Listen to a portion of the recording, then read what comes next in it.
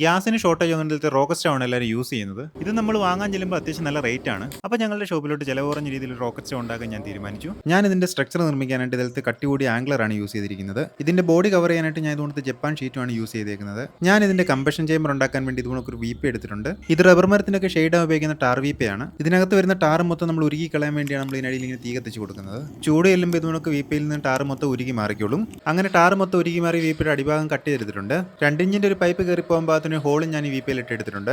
ഇതാണ് ഞാൻ ഉണ്ടാക്കിയെടുത്ത സ്ട്രക്ചർ. 16-18 ഇഞ്ച് നീളത്തിലും വീതിയിലുമാണ് ഞാൻ ഈ സ്ട്രക്ചർ ഉണ്ടാക്കിയെടുത്തിരിക്കുന്നത്. ഇതിന്റെ അടിഭാഗത്തിട്ട് ഞാൻ ഒരു ചെറിയ ഗ്രില്ല് മാതിരിയും ചെയ്തെടുത്തിട്ടുണ്ട്. ഇതിലൂടെയാണ് വിറക് കത്തി തീരുമ്പോൾ വേസ്റ്റ് പുറത്തോട്ട് പോകുന്നത്. ഇനി ഷീറ്റ് ഉപയോഗിച്ച് നമുക്ക് ഇതിന്റെ എല്ലാ ഭാഗങ്ങളും മറച്ചെടുക്കാം.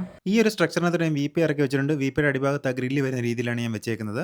എന്നിട്ട് ഇതിന്റെ ഫ്രണ്ട് സൈഡിൽ നമ്മൾ നമുക്ക് ഒരു ഓപ്പണിംഗ് ചെയ്തെടുത്തിട്ടുണ്ട്. ഇതിനകത്ത് നമ്മൾ വിറക് അകത്തോട്ടിടുന്നത്. ഈ ഒരു ഓപ്പണിംഗ് വഴി നമുക്ക് വിറക് പെട്ടെന്ന് തന്നെ ഫയറിംഗ് ചേമ്പറിനകത്ത് എത്തിക്കാൻ പറ്റും. ഇനി വീപ്പ നമ്മൾ ആദ്യം ഇട്ട ഹോളിനകത്ത് നമ്മൾ 2 ഇഞ്ചിന്റെ പൈപ്പ് കൂടെ വെച്ച് കൊടുത്തിട്ടുണ്ട്. ഈ ഒരു പൈപ്പ് വഴിയാണ് നമ്മൾ ഇതിന്റെ കമ്പഷൻ ചേമ്പറിലോട്ട് എയർ എത്തിക്കുന്നത്. എന്നിട്ട് ഇതിന്റെ ബാക്കി ഭാഗങ്ങളെല്ലാം ഞാൻ ഷീറ്റ് ഉപയോഗിച്ച് കവർ ചെയ്തെടുത്തു.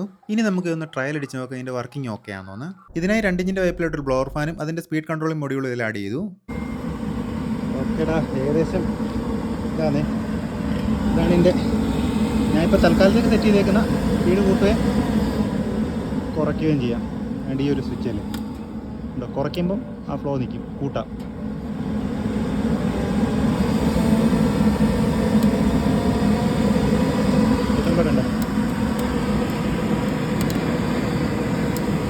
അവിടെ ഫാൻ ഇരിക്കുന്നത്. ഞാനിത് ചെക്ക് ചെയ്ത സമയത്ത് അത്യാവശ്യം നല്ലതായിട്ട് ഇതെല്ലാം വർക്ക് ചെയ്യുന്നുണ്ട്. ഫാനിന്റെ സ്പീഡ് കൂട്ടുന്നതനുസരിച്ചാണ് ഇതിനകത്ത് വിറക് കത്തി തീരുന്നത്.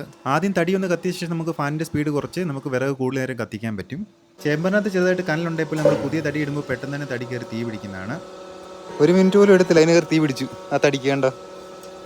ഇനി ഒന്ന് കൊന്നിൻ്റെ സ്ക്വയർ ട്യൂബിൽ നമുക്കൊരു ടേബിളൂടെ പണിതെടുക്കാം. അങ്ങനെ സ്ക്വയർ ട്യൂബും ഷീറ്റ് ഉപയോഗിച്ച് ഒരു ടേബിൾ പണിതെടുത്തിട്ടുണ്ട്. ഇതിൻ്റെ പുറത്ത് അടുപ്പൂടെ വെച്ച് കഴിയുമ്പോൾ അരപ്പൊക്കം മാത്രമേ നിൽക്കാവൂ. ആ ഒരു ഹൈറ്റ് മതി ടേബിളിന്.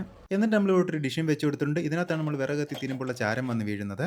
ചാരം എടുത്തു കളഞ്ഞ ശേഷം നമുക്ക് ഈ ഡിഷ് തിരിച്ച് നമുക്ക് സിമ്പിളായിട്ട് വെക്കാനും പറ്റും. എന്നിട്ട് ഇത് നമുക്കൊരു ഡോറും ഞാൻ എൻ്റെ ഫ്രണ്ടിൽ സെറ്റ് ചെയ്തിട്ടുണ്ട്.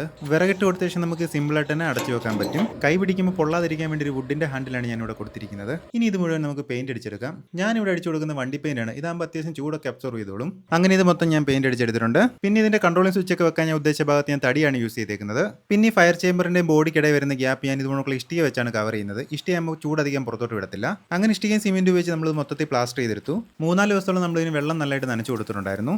പിന്നെ ഇത് കടയെ കൊണ്ട് നമ്മൾ കൺട്രോളിംഗ് സ്വിച്ചും എല്ലാം നമ്മൾ ഇതിനകത്ത് ആഡ് ചെയ്തു. ഇപ്പം 3 സ്വിച്ചിൽ ഒരു സ്വിച്ച് ഡെമോ ആണ്. നമ്മൾ എക്സ്ട്രോസ്റ്റ് ഫാൻ ഫിറ്റ് ചെയ്യുമ്പോൾ കൊടുക്കാൻ വേണ്ടി വെച്ചിരിക്കുന്നതാണ്. ഈ ഒരു അടുപ്പ് അത്യാവശ്യം നല്ലതായിട്ട് തന്നെ വർക്ക് ചെയ്യുന്നുണ്ട്. ഇതുപോലത്തെ കൂടുതൽ വീഡിയോസ് കാണാനായിട്ട് പേജ് ഒന്ന് ഫോളോ ചെയ്യുക.